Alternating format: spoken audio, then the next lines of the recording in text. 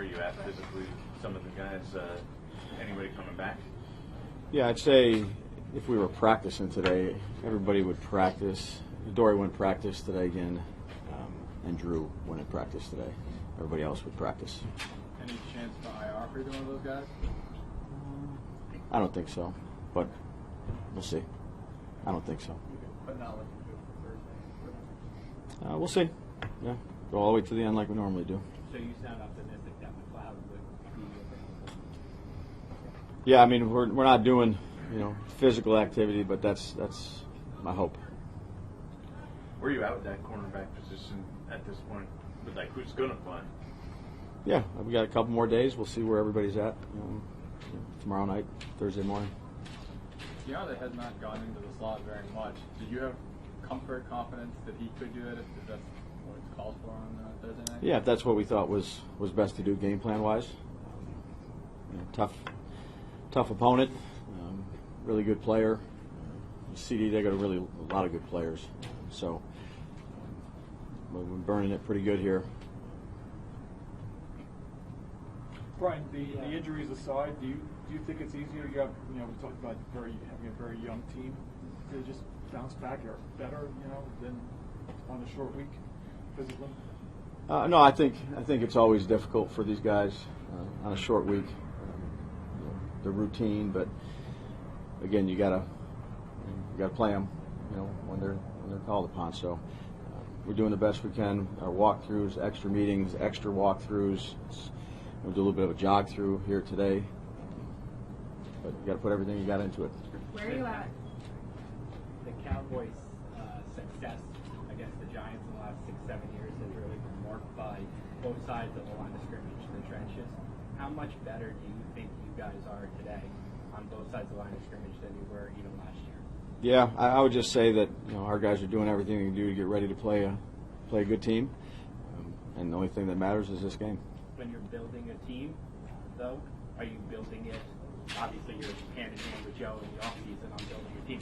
Are you building it with the strengths of your divisional opponents in mind? Yeah, you certainly look at that, but you try to do the best job you can of building the team that you think gives you the best chance for that particular season or year or game.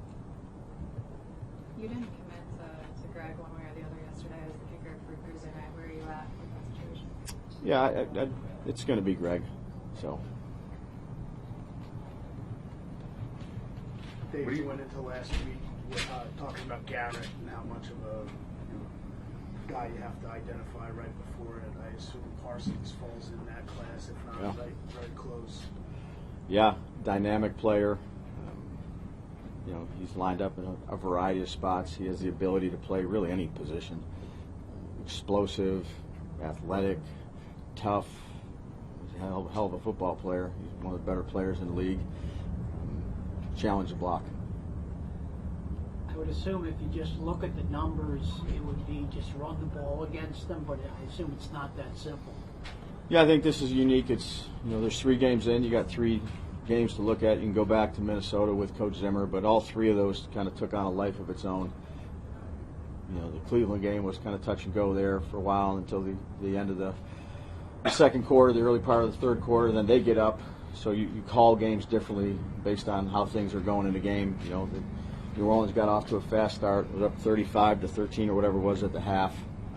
And the same thing with Baltimore. The unique thing is, in the fourth quarter, they scored a bunch of points there to make it a game, 28-25, and Baltimore hit a couple third down conversions, a big one, and Flowers over there. So each of them are a little bit different. When you're up that much or down that much, you look at tendencies and things like that. But as the game goes, play callers call things differently based on situation or situations you're in, down and distances, score. So those numbers are those numbers. But I think the games are all different, and you evaluate how they call it. You talked a lot about how much Singletary's like a reliable guy. At what point do the fumbles kind of chip away at that? Yeah, we got to do a better job of taking care of the football, and he knows that, and he will. What do you think of your tight ends? I think it's been good. Yeah, again, we play a certain style each week. Their job is to do a good job in the run game. We've had some, I think Dan alluded to it last week, in terms of them staying in for protection, so they're doing a good job with that. I think it's a tough group. I'm pleased with them. How is Theo coming along? Good. Yeah. You worked out 4 tight ends yesterday. What were you looking for? Yeah, again, that's the normal procedure during the year. We'll see. Cager will probably be down here on IR, so we need some more guys to come in for legs. Show team. The tight ends play quite a bit of football, physical. We've used a lot of multiple tight end groupings, so for look teams and show teams down the road, you think you need some legs. Can you speak at all to the adjustment that a tight end goes through from college to the pros? It seems like that it's rare for a rookie tight end to come in and just go on. Yeah, it's a difficult position to play. I think Theo's done a great job. Tim Kelly's really done a great job with him. Based on how they come out of the college, they come out, the things they see, they're involved in so many aspects of the game.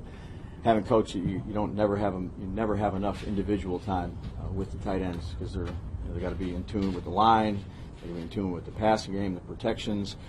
There's a lot of things to cover in that room. I'm not saying it's like the quarterback room, but there's a lot of there's so much to cover, and they kind of get drug in different areas. Protection meeting here, run game meeting here, pass game meeting here, and then you're like, I got 10 minutes of individual time. So they do a good job. They meet early. He's a smart young man. He's done a nice job. Dave, you've shown a willingness to play younger players, to play rookies, have them come in. I mean, you got a bunch of guys playing this year. Yeah, Joe told me the most in the league right now. I did not know that. But Percentage-wise. Appreciate the homework. But in terms of being selective, how selective are you as a coaching staff or you personally to know what a guy can handle, and can a guy handle making mistakes? Some guys make mistakes, put their heads down, and walk away. Some guys are able to just plow through. How do you? I think that's based on the individual player. I don't think it's just rookies. I mean, it could be a 5-year. You have to know the player and understand kind of what makes them tick and what doesn't. For young players, they're going to make mistakes. Everybody's going to make mistakes. But young players, that's why you play them, because you think they have good talent. They're going to go through some growing pains here and there. But you can learn from them, learning from the things that show up. And then as the season goes on, you see improvement from those young players. And I'd say I have confidence in all our young guys, all our rookies. I think they're the right DNA. They work hard. They're smart. They care about football. They're good teammates. It's important to them. And then you have good veterans in the room that help them along the way. So they've all been through it, the veterans, and the right mindset for our young players is important. The type of people we bring in is important to us. And I've been impressed with all of them, how they've handled things, good or bad. Brian, the last time you played a home game, your fans were, made their displeasure known. What do you say to your fan base entering this game? Yeah, I'd say they were. Yeah, no. Again, I would just say that over the last 2 games on the road too, been outstanding support on the road. At Washington, it was outstanding. At Cleveland, there was a lot of people. So, again, our job is to go out there and play and perform well, and love our fans, and hopefully give them something to cheer about. Yeah. Yeah.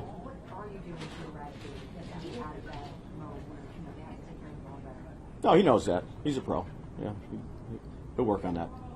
I've been around him a bunch, so again, you can't let 1 bad or 2 bad plays define a lot of the good things. So you keep working on your ball security, and he'll do that.